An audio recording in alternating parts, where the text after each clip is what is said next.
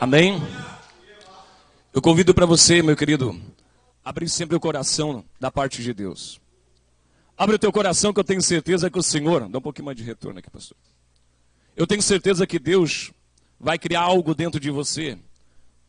Aquele sentimento que às vezes você pensou que estava perdido pode voltar de novo. Aquele sentimento novo que só o Pai dá para a gente. Eu tenho certeza que Ele pode renovar o nosso sentido, o vosso sentido, a cada dia. Por isso que queremos um Deus, talvez você pense assim, mas pastor, eu não sinto mais o que eu sentia. Mas nós queremos um Deus que pode mudar toda a história. Nós temos um Deus que é o Deus dos sentimentos. É aquele que pode dar o que a medicina às vezes não pode dar. Muitas pessoas às vezes querem trazer o sentimento de volta fazendo acupuntura, fazendo uma sessão de psicologia. Mas o verdadeiro sentimento está em Cristo Jesus, o nosso Senhor. E eu quero convidar nessa noite, meu irmão, em nome de Jesus, você abrir, meu querido, o teu coração, deixa bem aberto. Que eu tenho certeza que Ele vai colocar, meu querido, um alimento dentro de você. Pastor, mas eu vim aqui para comer. Aqui o cardápio você sabe. Aqui o cardápio é de todo dia. Pão sem fermento. Eu tenho certeza que o Pai vai falar com você. Eu tenho certeza que Ele vai colocar algo dentro de você. Se Ele te trouxe aqui porque Ele quer falar contigo. A palavra de Deus diz que Ele nunca despediu ninguém sem ter falado. Nós acreditamos que quando Jesus, meu querido, antes de dar o pão para as pessoas, meu querido, o pão físico, Ele deu um pão espiritual. Ele disse, não despede ninguém com a barriga vazia. Eles estavam já com a barriga cheia da graça de Deus, mas precisavam ser alimentados. Quando nós dissemos assim, Senhor, nos dá o pão de cada dia, nós vamos repartir um pouco aqui com você nessa noite. Nós que somos pregadores do Evangelho, nós primeiro comemos do pão, depois nós servimos o pão. Porque aquilo que Deus nos dá, nós repartimos para outro em nome de Jesus. E eu quero convidar o servo do Senhor a estar aqui em nome de Jesus. Se coloca de em pé. Eu queria saudar os nossos irmãos que estão conectados através da Web TV, da Web Rádio, em nome de Jesus. Muito obrigado pelo carinho da companhia. A você que está nos acompanhando através de um caminhão, do ônibus. A você que está do outro lado do mundo nos acompanhando na África, na Suíça, lá na Inglaterra, amém. Você que está clamando por uma igreja, eu sei que está difícil nesses lugares, mas eu quero convidar você a entrar em oração, porque para Deus nada é impossível.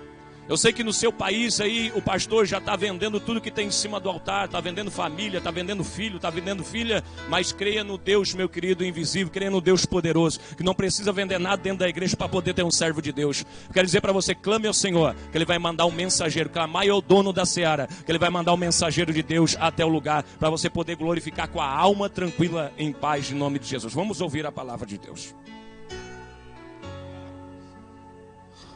Boa noite, igreja. Só da noiva do Cordeiro com a paz do Senhor, amém? Primeiramente queria desejar um feliz ano novo para todos vocês, em nome de Jesus. Para todos os irmãos, as irmãs que estão nos acompanhando, feliz 2020. E tenha certeza que mais um ano o Senhor estará conosco. E se a cruz já está pesada, eu tenho uma rápida mensagem para dar ao seu coração. Não confie em seus braços. Confie nos braços do Senhor, porque eles tiveram a força para levar a cruz. Eu tenho mais do que certeza no meu coração que o bom Cirineu vai estar ao nosso lado nesse ano de 2020. Mas, sem mais demora, em nome de Jesus, convido você a pegar a poderosa palavra de Deus e abrir comigo no Evangelho de Lucas. Lucas, capítulo de número 15. Quem for achando vai glorificando o nome do Senhor Jesus. Lucas, capítulo de número 15. A partir do versículo de número 27. Lucas, capítulo 15, versículos 27, 28, 29, 30, 31 e 32. Quem for achando vai glorificando o nome de Jesus. Como diz os nossos pastores, aqui não é proibido dar glória a Deus, aleluia, amém? Lucas, capítulo de número 15, a partir do versículo de número 27. Todos encontraram? Assim diz a poderosa palavra de Deus.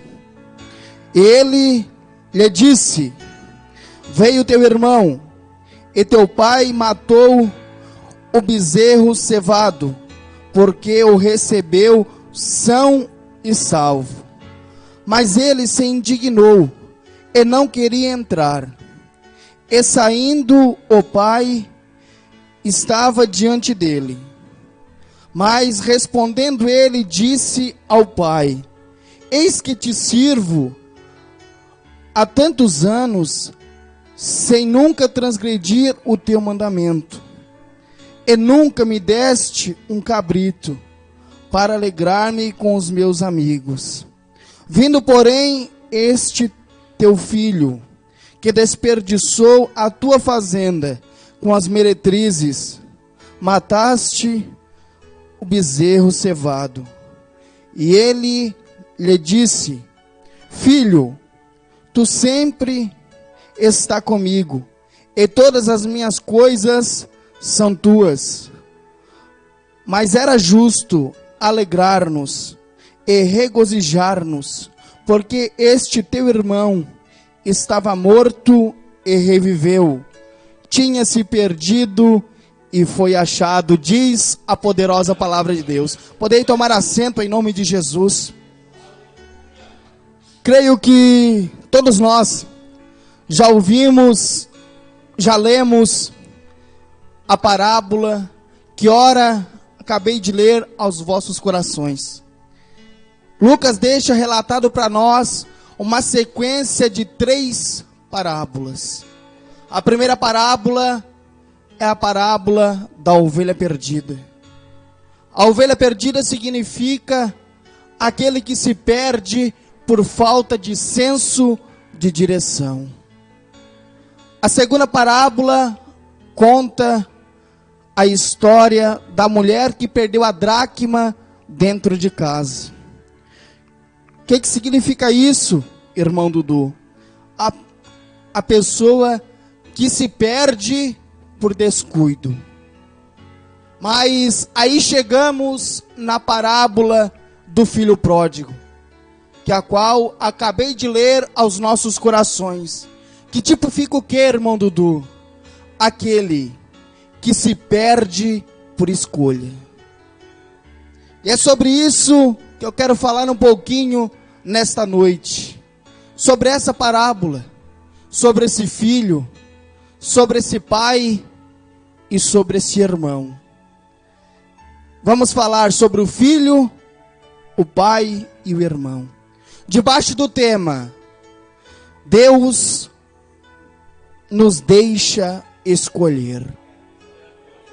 Vou repetir o tema e gostaria que você repetisse comigo. Deus nos deixa escolher. Isto foi um princípio que Deus estabeleceu desde o Gênesis. O poder de escolha do ser humano. A gente vê Deus em Gênesis capítulo de número 2, versículo de número 7, criando o homem do pó da terra. E aí Deus criou o homem e colocou ele no jardim, para ele ficar ali. Gênesis capítulo de número 2, versículos 17 e 18, Deus dá uma ordem para o homem. De toda árvore tu pode comer, mas da árvore da ciência do bem e do mal tu não comerás, porque quando delas comer, certamente morrerás. Mas sabe o que é interessante?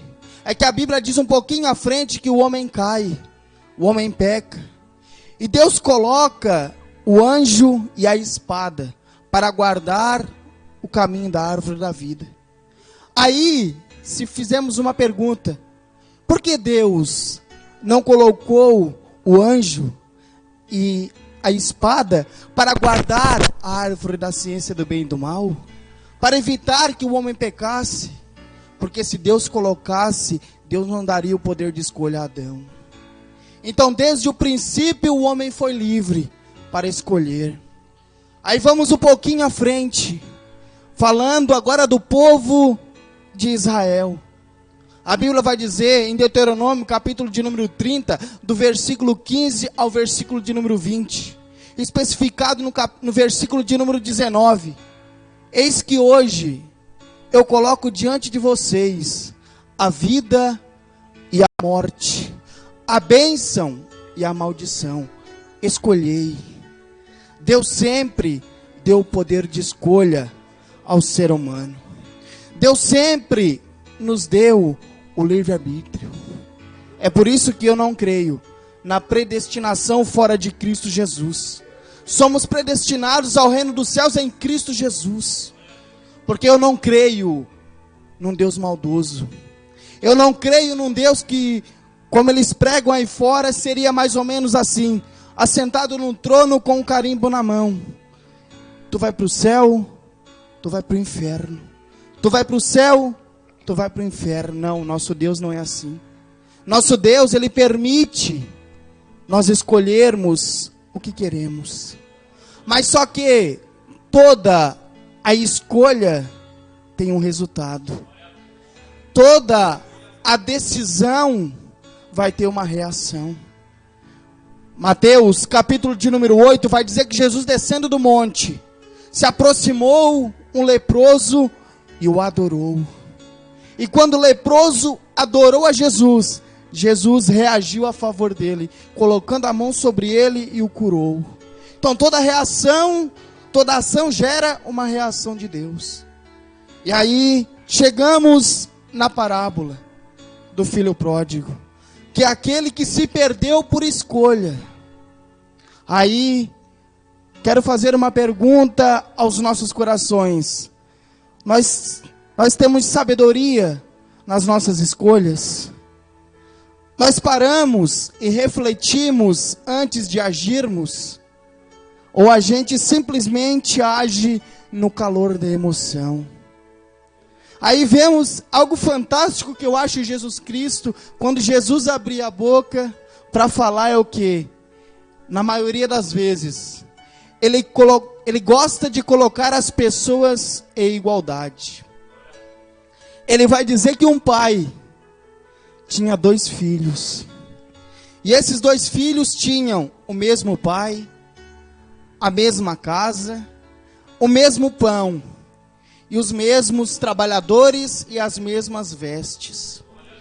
Jesus Cristo não faz acepção de pessoas. E a gente vê que esses 2 filhos tinham tudo em comum. Vou repetir: o mesmo pai, o mesmo pão, a mesma casa, os mesmos empregados e as mesmas vestes. Mas algo fez eles se tornar diferente um do outro. O que, irmão Dudu? O que nos faz diferente um dos outros são as nossas escolhas. Um escolheu ir embora, o outro escolheu ficar na casa. A partir daqui começa a existir entre eles uma diferença. Mas a diferença ocorre pela escolha feita de cada um. E o que nós temos escolhido para a nossa vida? E o que nós temos escolhido diante de Deus para as nossas vidas? Será que a gente tem escolhido o caminho do céu? Será que a gente tem escolhido o caminho da santificação? Será que a gente tem escolhido o caminho de amigo? Ou será que a gente tem escolhido o caminho do inferno? O caminho do pecado e o caminho da perdição. Qual é o caminho? Qual é a escolha que nós temos tomado? E aí, sabe o que é interessante? É que Jesus Cristo sempre dá esse poder para cada um de nós. Marcos, capítulo de número 10, vai dizer que chega diante de Jesus Cristo o jovem rico. E ele, com a hipocrisia no seu coração, pergunta para Jesus: o que eu tenho que fazer para ser salvo? Jesus disse: creio que tu sabe os mandamentos. E aí, para encurtar a história, ele diz que tem feito tudo desde a mocidade. Aí a Bíblia vai dizer em Marcos 10, 21, vai dizer que Jesus, olhando para ele, o amou e disse: falta-te uma coisa, vai, vende tudo que tem e dá aos pobres, e terás um tesouro no céu. Vem e segue-me. Sabe o que eu aprendo com esse versículo? Sabe o que eu aprendo com esse versículo? Que quem ama, fala a verdade. Porque Jesus sabia que ele não estava pronto, mas Jesus chega e diz a verdade. Mas já viu que nem sempre a verdade de Jesus nos agrada? Na história do jovem rico, ele preferiu os bens da terra do que os bens do céu. Mas sabe o que é interessante? Jesus Cristo não insistiu. Jesus Cristo não forçou ele a seguir. Por quê? Porque ele fez uma escolha. Então, que nesse ano de 2020, a gente venha saber fazer escolhas na presença de Deus. Pode ver, Deus nos dá esse poder, mas é um poder que traz responsabilidades. Eu creio, não estou lançando uma palavra de maldição, vou usar de exemplo para você entender. Se chegar naquele grande dia, eu e você perdermos a salvação, a gente não vai poder culpar ninguém, porque nós fomos livres para escolher aonde vamos passar a eternidade. A Bíblia diz que Jesus coloca os dois filhos em igualdade, mas as suas escolhas os tornam diferentes. Como assim, irmão Dudu? Talvez você que está aqui hoje escolheu orar, mas eu escolhi não orar. Então, a sua escolha fez de você diferente de mim. Às vezes, eu escolho ler a Bíblia. Pode ter alguém que escolha ler jornal. E são essas pequenas escolhas que fazem a diferença. São essas pequenas escolhas que nos fazem diferentes diante de Deus. Às vezes, você escolheu jejuar. E eu escolhi comer um x-salada, porque não consegui controlar a minha carne. E são nessas pequenas escolhas que lá no reino dos céus vai fazer toda a diferença. Mas vamos prosseguir um pouquinho mais. Quem sabe esse filho, quando ele chega na presença do pai e diz: Pai, me dá a minha parte da fazenda, que eu quero ir embora. Estou agilizando a história para nós chegar onde eu quero, porque eu creio que você conhece. Aí ele chega e diz para o pai: Pai, me dá o que é meu, que eu quero ir. Mas talvez, é isso que eu quero enfatizar, talvez ele tomou a decisão no calor da emoção. Vou conjecturar, quem sabe poderia ter acontecido que ele tinha acabado de discutir com o pai. Talvez ele tinha recebido um não do pai e por isso quis ir embora. Mas já viu que às vezes nós tomamos decisão no calor da emoção? Muitas vezes, infelizmente, nós se tornamos Jefité. A história de Jefité está relatada em Juízes capítulo de número 11. Quando Jefité é tomado pelo Espírito Santo. E aí, ele diz: eu estou saindo para ir batalhar contra os filhos de Amon. E se eu for e batalhar com eles e voltar em paz, quando eu estiver voltando, o que sair da minha casa, eu vou te oferecer em sacrifício. Aí a Bíblia diz que Jefité vai, ganha a batalha. Só que quando ele está tornando para casa, quem sai da casa é a única filha dele. E aí, como ele tinha feito um voto com Deus, ele não pôde voltar atrás. Ele teve que sacrificar sua única filha. Porque talvez é por isso que os nossos pastores durante a caminhada aprenderam a não levar novo convertido talvez no monte. Porque chega lá, se a gente é muito novo, pode ser que receba uma unção de Deus e não saiba controlar. E aí vai sair falando para Deus: vou fazer isso, vou fazer aquilo. Achando que a unção, buscando uma vez, dura para o ano todo. Mas não é assim. O que eu quero dizer, a gente tem que tomar cuidado com aquilo que fala para Deus, com aquilo que fala para o próximo, para a gente não ser tolo. Eclesiastes capítulo de número 5. Não seja tolo a pronunciar a palavra diante de Deus. E quantas vezes a gente cheio do Espírito Santo diz, não, agora eu vou abrir o jejum de Daniel. E não aguenta 2, 3 dias. Eu vou fazer a campanha de oração, 1 mês, lá na igreja. Não aguenta 25 dias. A Bíblia diz que é mais fácil não fazer voto do que fazer e não cumprir. Talvez o filho tomou a decisão na emoção. Muitas pessoas que estão aí fora hoje, que já estiveram aqui dentro, puderam tomar a decisão por emoção e não conseguiram mais voltar. Eu converso com algumas pessoas e a gente vê. O missionário mesmo postou essa semana no grupo um rapaz dizendo que queria poder voltar para a presença, mas não consegue. E às vezes nós que estamos aqui temos a oportunidade de estarmos na presença e não querermos. Porque é diferente eu querer e não poder, e eu poder e não querer. Então, tome cuidado quando tomar uma decisão. Uma decisão nossa vale uma eternidade. A nossa decisão vale uma eternidade. Aí, agora é forte, irmãos. Olha só. Aí sabe o que eu acho interessante? É que quando Jesus fala isso, ele não diz que o pai tentou de alguma maneira impedir o filho. Mas por que que o pai não tentou impedir o filho?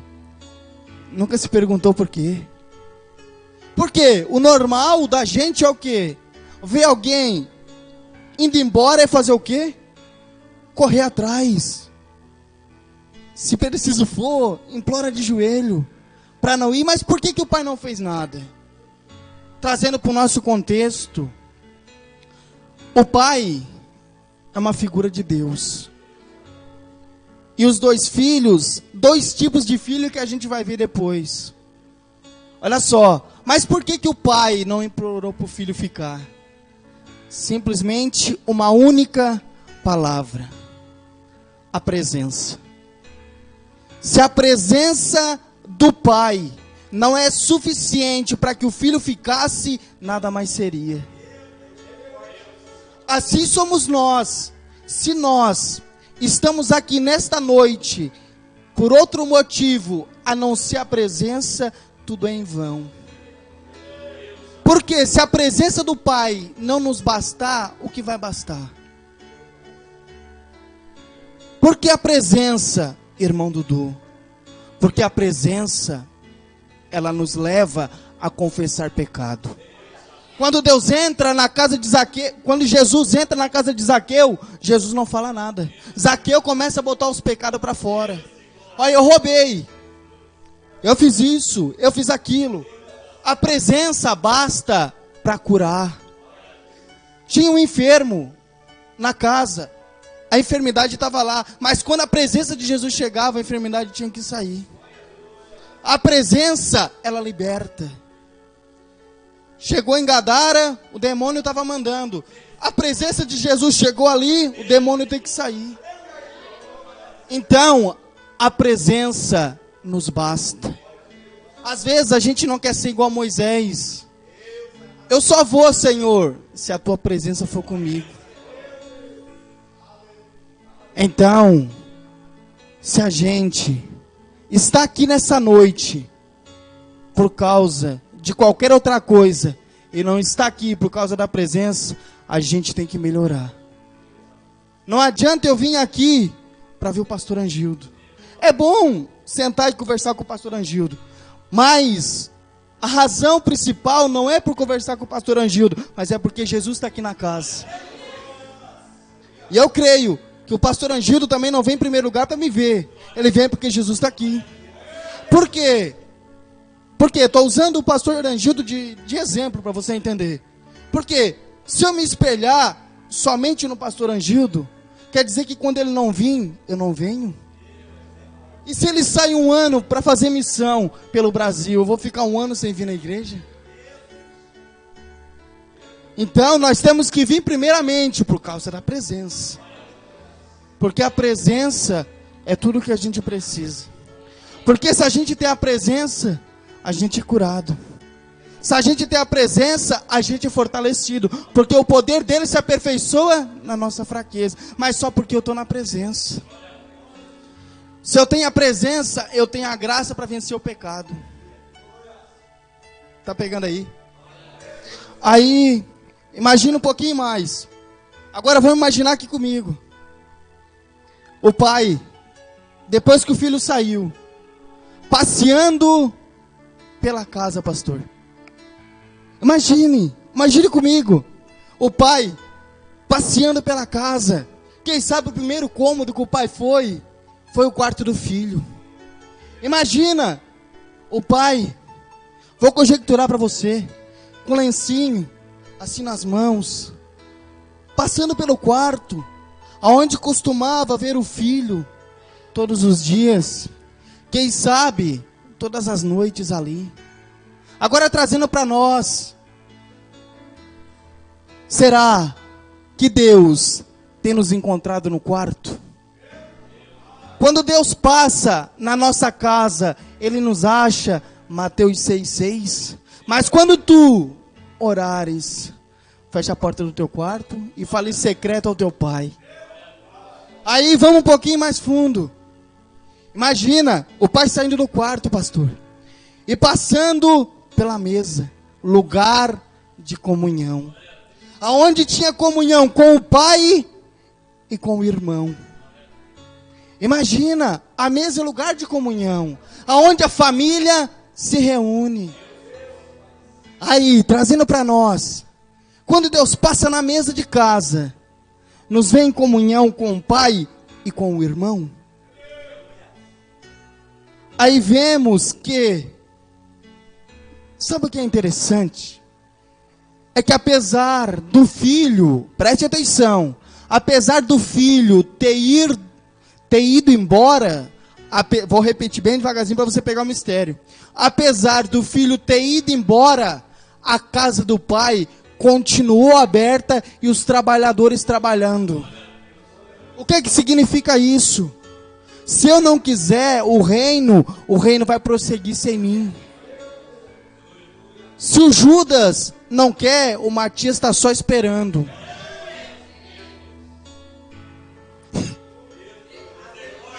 Forte. É forte, é forte. Por quê? Porque às vezes a gente acha que sem a gente o reino não avança. Mas não é a nossa força, é a força de Deus.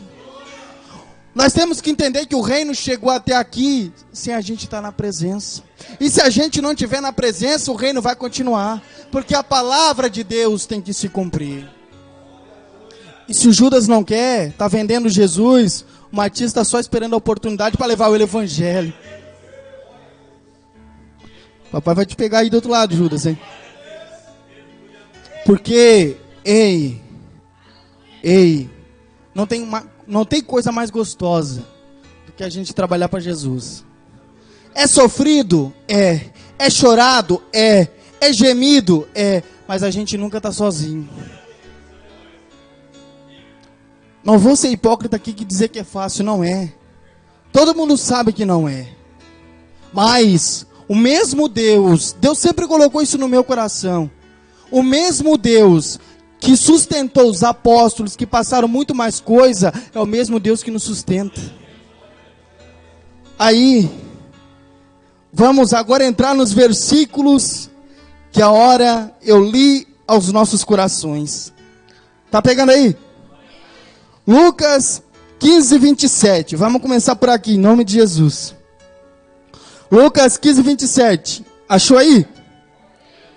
Ele lhe disse, aqui é o trabalhador falando para um dos filhos. Olha só o que ele disse. Ele lhe disse, veio teu irmão, e teu pai matou o bezerro cevado, porque o recebeu são e salvo.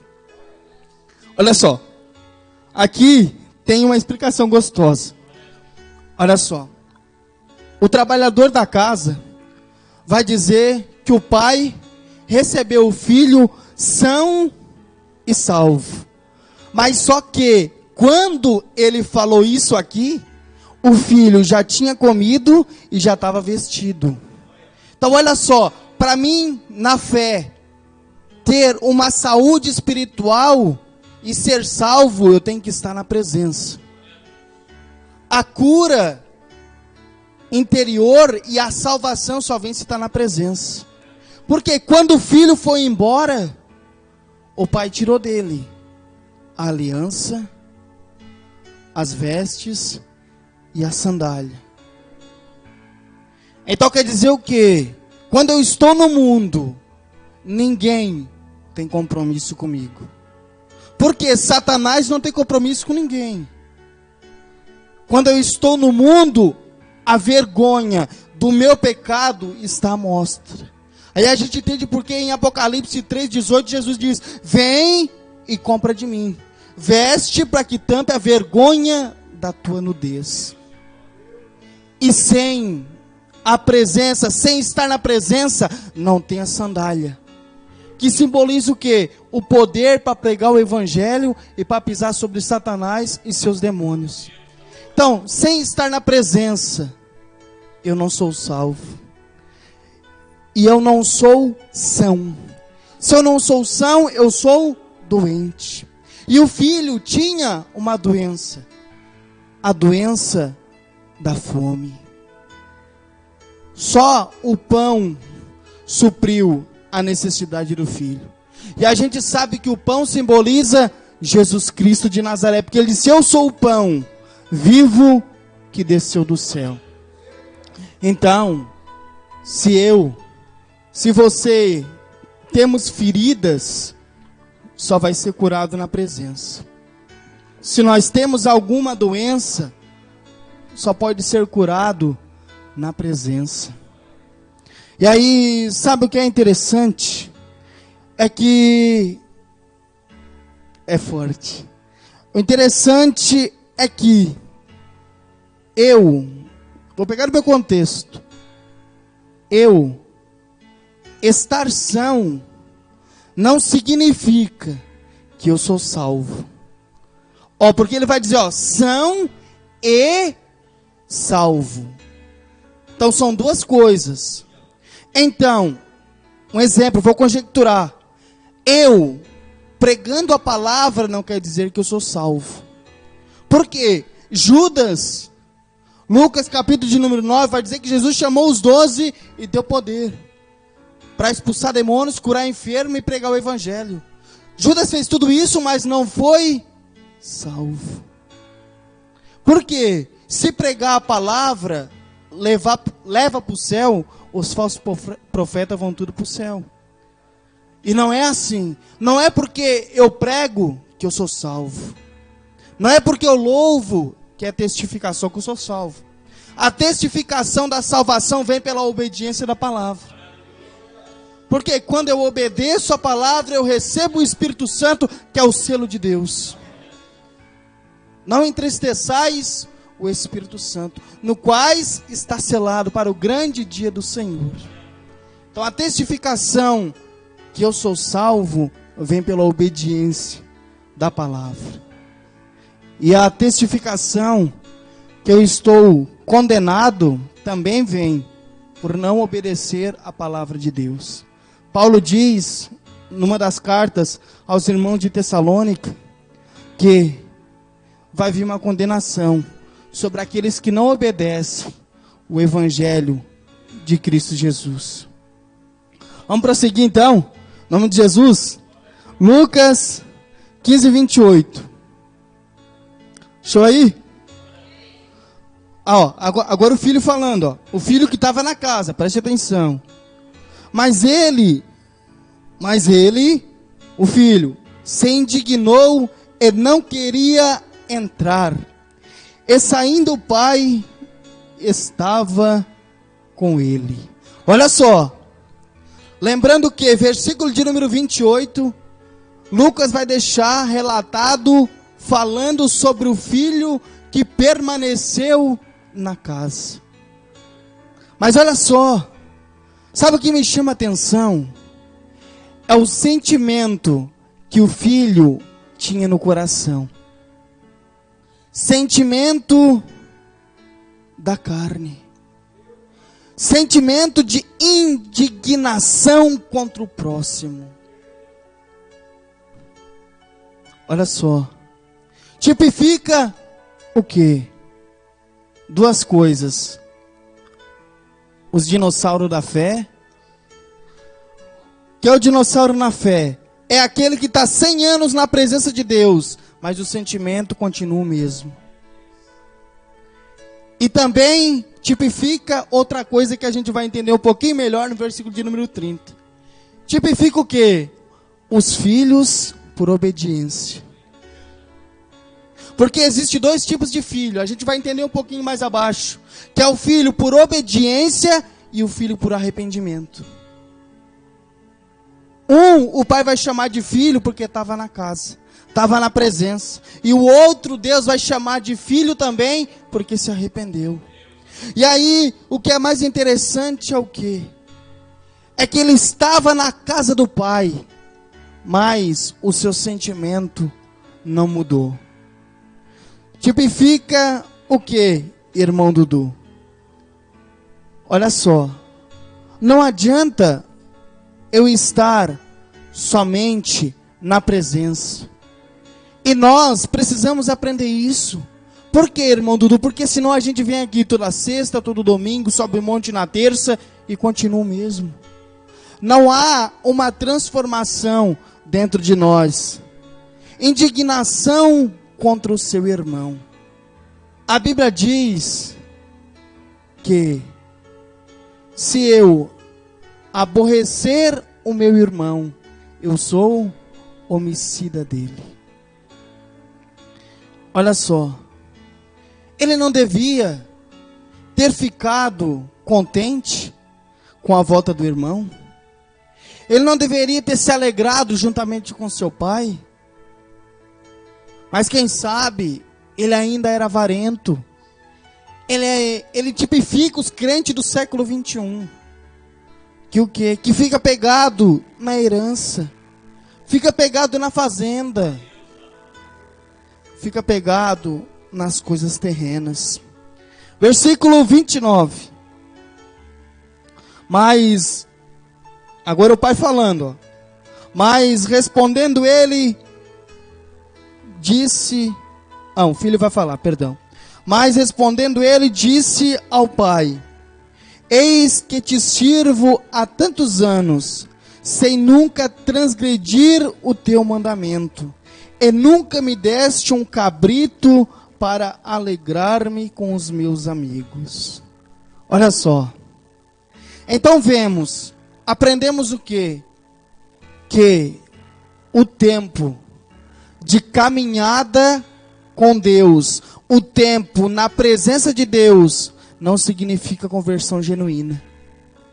Eu te sirvo há tanto tempo. Olha só, ele perdeu até a data. Ele perdeu até a quantia dos anos que já estava na presença de Deus, mas não mudou nada. Continua o mesmo avarento. Continua o mesmo, aquele que só sabe olhar para o seu umbigo. Talvez, vou conjecturar para você entender, talvez quando ele viu o irmão voltando, botou a mão na cabeça e disse: não, vou ter que repartir a herança de novo com ele e não acredito.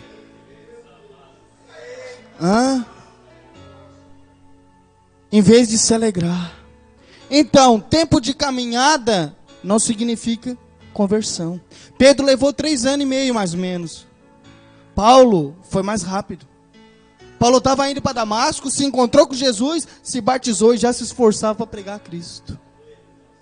Aí, sabe o que é interessante? É que ele vai dizer assim, ó, que o pai matou o novilho cevado para o filho, mas não dava um cabrito para ele. Olha só, mas o interessante não é nem o bezerro e nem o cabrito. É o que vem depois do cabrito que ele fala. Olha só, por quê? Para alegrar-me com os meus amigos. Olha só, então a alegria do filho não estava em servir ao pai. A alegria do filho não estava em estar na presença com os irmãos, mas sim com os amigos. Quem são os amigos? Tipifica o mundo.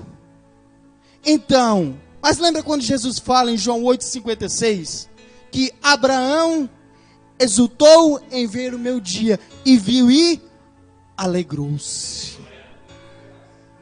A Bíblia vai dizer em Lucas, capítulo de número 2, que tinha Simeão e Ana.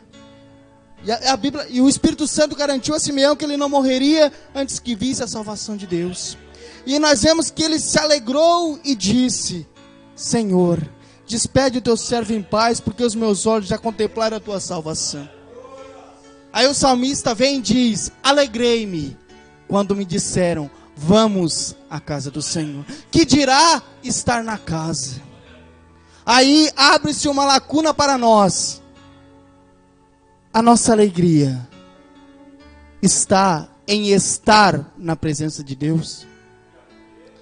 Nós servimos a Deus por obrigação ou por prazer? Eu sirvo a Deus porque eu amo a Ele ou porque eu tenho medo do inferno?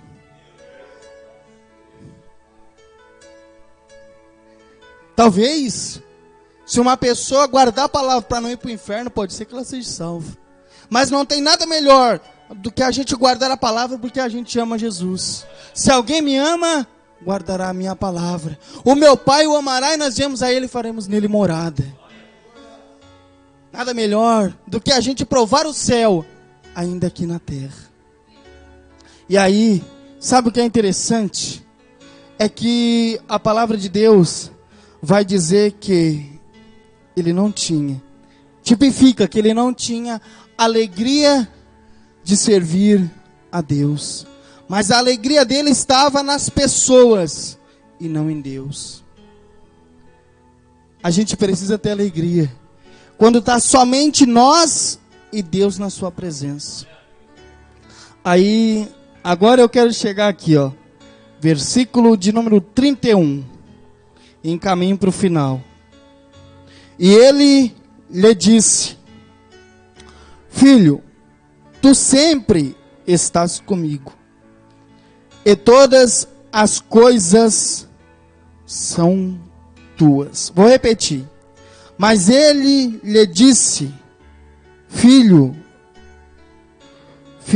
tu sempre estás comigo, e todas as minhas coisas são tuas. Olha só. Versículo de número 30, o filho vai dizer assim, ó. Vindo, porém, ó, preste atenção, o filho que estava na casa vai falar no versículo de número 30, para a gente entender o versículo de número 31, ó. Vindo, porém, este, ó, preste atenção, vou repetir de novo, para você pegar um mistério, ó. Vindo, porém, este teu filho, que desperdiçou a tua fazenda com as meretrizes, mas mataste-lhe o bezerro cevado. Olha só, primeiro ponto, o filho que está na casa não chama o irmão de irmão. Ele simplesmente diz: esse teu filho. Aí abre-se uma união do versículo 30 e 31. Quantas vezes nós não soubemos receber aqueles que estão voltando? Quantas vezes a gente não sabe acolher? Quantas vezes nos falta amor e sabedoria para acolher aquele que está voltando? Às vezes a gente parece aquelas pessoas da parábola que Jesus disse, que o trabalhador saiu para granjear trabalhador para sua vinha. E ele granjeou de manhã cedo, trabalhou o dia todo, e ele aceitou com eles um dinheiro. E aí durante o dia ele saiu e alistou mais gente para trabalhar com ele. Só que, chegando, os primeiros acharam que iam receber mais do que os outros. Só que Deus pagou a todos o mesmo dinheiro. O que significa isso? Às vezes nós, que estamos na caminhada há mais tempo do que outras pessoas, às vezes se a gente não se policiar, a gente vai se indignar. Mas eu já estou há 100 anos na presença de Deus, para Deus me dar a vida eterna. E esse chegou ontem vai receber a mesma coisa que eu. Já viu? Às vezes a gente não sabe entender o propósito de Deus. A gente, infelizmente, às vezes se torna egoísta. Quer tudo pra gente. Acha que o céu foi feito só para mim e para você, não. Pelo contrário, a gente tem que se alegrar com aqueles que estão voltando. Nós precisamos uns dos outros para formar o corpo de Cristo. Ninguém é corpo sozinho. Ninguém é corpo sozinho. Mas e quantas vezes, em vez de chegar no irmão, na irmã que está chegando e dar um abraço, dar um aperto de mão, a gente nem vai lá e cumprimenta. A gente finge que a pessoa nem está ali. Em vez de chegar e dar um abraço acolhedor. Ou vai dizer que você nunca chegou aqui, quebrado, todo arrebentado, mas um abraço te fez toda a diferença. Mas às vezes a gente não sabe receber as pessoas. Mas quando daí a gente está mal, a gente quer que as pessoas recebam a gente bem. Mas tem algo interessante que Jesus Cristo disse: o que tu fizer a um desses pequeninos, tu farás a mim. Então quando eu não trato bem o meu irmão, eu não trato bem o próprio Jesus. Quando eu não acolho o meu irmão e não me alegro com ele, eu também não acolho e não alegro Jesus Cristo. Porque a Bíblia diz, Romanos 12:15, chorai com os que choram e alegrai com os que estão alegres. A Bíblia diz que o amigo de Jesus chorou. Chegando lá, Lázaro estava morto e a Bíblia diz que Jesus chorou. E quantas vezes a gente não tem a capacidade de chorar por uma alma? E não tem ainda mais a capacidade de pelo menos se alegrar quando ela volta para a presença. Que a gente, nesse ano de 2020, venha a ser um povo acolhedor. Não estou aqui dizendo, já estou encerrando, não estou aqui dizendo de maneira nenhuma que não é para pregar contra o pecado daquele que está voltando. Eu estou dizendo em acolher a pessoa. Porque Jesus ama o pecador, mas ele abomina o pecado. Então, pregue sim contra o pecado, mas também acolha. Seja um ombro amigo na vida de alguém nesse ano. Seja um amigo verdadeiro para alguém nesse ano. Porque o que eu quero para mim, eu tenho que fazer para o próximo. Versículo de número 32, para a gente finalizar. Mas era justo alegrarmos e regozijarmos, porque este teu irmão estava morto e reviveu, tinha-se perdido e foi achado. Então olha só, aqui é o segundo filho. É o filho por arrependimento. Aquele que se arrepende dos seus pecados e volta para a presença de Deus. Então, tem dois pontos aqui, ó, quando o pai fala assim, ó, este teu irmão. O primeiro é, ele é meu filho, porque ele se arrependeu. E o segundo é, não adianta me chamar de pai e não chamar ele de irmão. Não adianta nada eu dizer que eu amo a Deus a quem eu não vejo, se eu não amo o meu irmão a quem eu vejo. E aí, para fechar, Deus fala mais ou menos assim para ele, ó: se tu obedece a minha palavra, vai lá e perdoa ele. Por quê? Ele estava perdido e foi achado. Ele estava morto e reviveu. Então, eu só tenho vida na presença de Deus. Porque quando eu saio da presença de Deus, eu me torno Adão pós-pecado. Vivo para com Eva, mas morto para com Deus. Porque Deus diz, ó, quando tu comer, tu vai morrer. Mas só que eu imagino Adão e Eva pensando, depois que comeram o fruto, quem sabe sentaram na graminha verde, do jardim, começaram a pensar, mas espera aí, eu acho que esse Deus que a gente serve não é muito verdadeiro, porque ele disse que quando a gente comesse, a gente ia morrer, mas a gente está aqui ainda. Mas só que a morte espiritual, ela começa de dentro para fora, espírito, alma e corpo. Então, para encerrar, eu digo que a gente venha saber fazer as nossas escolhas no ano de 2020. Nós temos aí 300 e poucas oportunidades de escolhermos certo. E como eu tenho certeza, irmão Dudu, que eu estou escolhendo certo, quando a gente escolhe Jesus Cristo. O Romanos 6, 23. Porque o salário do pecado é a morte, mas o dom gratuito de Deus é a vida eterna por Jesus Cristo. Então Deus coloca diante de nós, assim como fez com o povo no Egito, a vida e a morte. Que a gente venha ter sabedoria para escolher nesse ano de 2020. Amém? Você pode aplaudir o nome do Senhor? Glória a Deus, aleluia, Jesus. Louvado seja o santo nome do Rei. Que bênção de sermão, irmão. O pastor Daniel desmaia ali. Irmão do homem do 1001 sermões. Glória a Deus. Deus usa quem quer, né, irmão? Para que nós vamos para congresso grande que tem aí que eles oferecem? Você tem que deixar todo o seu dinheiro para ouvir uma palavra. Vem aqui de graça e ouve um sermão desse. Ele quase pula de cabeça para baixo ali, né? Glória a Deus, né? Deus usa quem quer, né, irmão? Meu Deus. Eu quero adorar um hino, irmão. Você quer adorar comigo, querida? Oh, Jesus, eu quero adorar um hino só para quebrar Satanás no meio. Oh, Jesus amado. Só para louvar o nome santo do Rei. Meu Deus. Deus se revela no vale. Jesus é tremendo, meu Deus.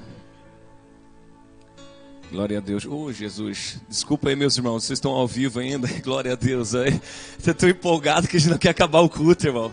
Pastor Daniel fazendo sinal para mim. Os nossos irmãos estão conectados. Pastor, eu queria ver tu louvar, pastor. Vem aqui na igreja, em nome de Jesus, amém?